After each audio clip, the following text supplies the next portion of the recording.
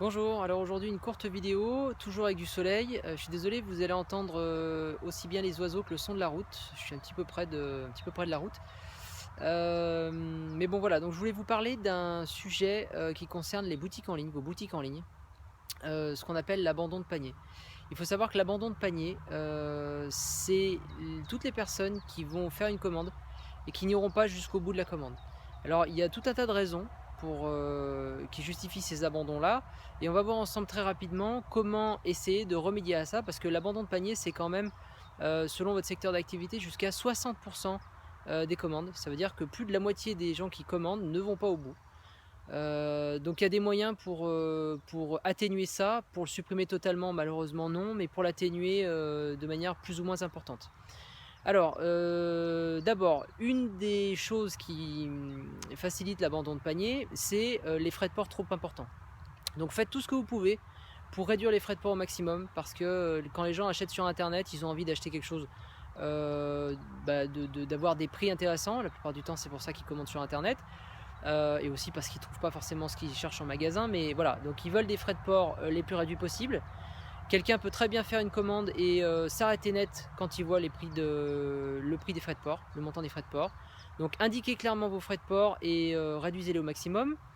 Il y a aussi la possibilité de recontacter les gens qui font des commandes et qui ne vont pas jusqu'au bout. Parce que certaines personnes abandonnent leur panier, non pas parce qu'elles le souhaitent, mais parce qu'elles ne comprennent pas, elles ont un souci quelconque.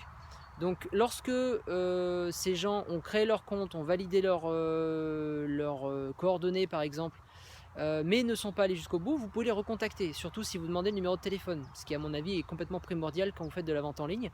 Demandez au moins le numéro de téléphone. Même si vous ne vendez pas de produits physiques, ça permet toujours de recontacter les gens pour X raisons, et notamment pour ça, pour les aider. Certaines personnes vont être bloquées parce qu'elles auront un problème de carte bleue, soit parce qu'elles auront un souci sur votre site, soit parce que leur carte bleue aura expiré, ne fonctionne pas, ou qu'elles ne comprennent pas comment valider le code de vérification que leur banque leur envoie, etc., etc. Donc il y a plein de choses qu'on peut éviter. On peut recontacter les gens, leur demander quel a été leur problème, pourquoi ils ont abandonné leur commande, et essayer de voir avec eux comment résoudre leurs problèmes. S'ils n'ont pas eu de problème, on peut toujours essayer de leur faire une offre particulière, intéressante et limitée dans le temps. C'est-à-dire que vous pouvez leur dire, bah voilà, si vous commandez dans l'heure qui suit, si vous validez votre commande dans l'heure qui suit, si vous la payez en ligne, bah voilà, on vous fait X% de remise, ou on vous offre telle chose en plus, ou on vous fait une remise sur les frais de port, etc. Donc trouvez une méthode, trouvez un moyen, en fonction de vos possibilités, en fonction de ce que vous pouvez faire, etc. Mais ça peut être aussi impactant. Ça peut permettre aux gens de valider leur commande. Il y a aussi des choses assez évidentes, mais votre site internet doit être clair. C'est-à-dire qu'un abandon de panier ne se fait pas forcément par décision de l'acheteur. Peut-être que l'acheteur n'aura pas compris comment valider sa commande, ça peut arriver.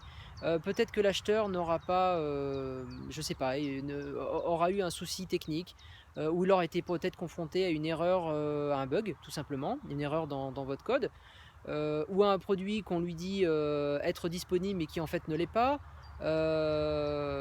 Oui, enfin ça, il peut pas le savoir tout de suite, mais disons que on peut lui proposer un produit et puis finalement, quand il veut le commander, lui dire qu'il ne l'est pas. Voilà, c'est une petite incohérence dans les données de votre base, par exemple. Enfin voilà, des petites choses comme ça. Donc il y a tout un tas de possibilités pour améliorer optimiser votre nombre de commandes sans avoir plus de visiteurs, parce qu'il est important, avant d'avoir plus de visiteurs sur un site internet, il faut se contenter de ceux qu'on a et essayer par tous les moyens de convertir ces visiteurs en clients. Et voilà, il y a tout un tas de possibilités qui, mises les unes au bout des autres, vont faire que finalement, au lieu d'avoir 60% d'abandon de panier, vous n'aurez peut-être que 50 ou 40 ou peut-être moins. En tout cas, je l'espère pour vous. Voilà, c'était simplement quelques petites informations, mais voilà, je sais par expérience que certains de mes clients ne recontactent pas les personnes qui font un abandon de panier et pour lesquelles ils ont pourtant les coordonnées, ce qui, à mon sens, est une erreur. Voilà, il y a peu d'entreprises qui font ça, effectivement, mais ça fonctionne. Vous pouvez récupérer une commande sur 3 ou 4 au moins, donc ça serait dommage de s'en priver juste pour passer 5 minutes au téléphone. Voilà, je vous dis à bientôt.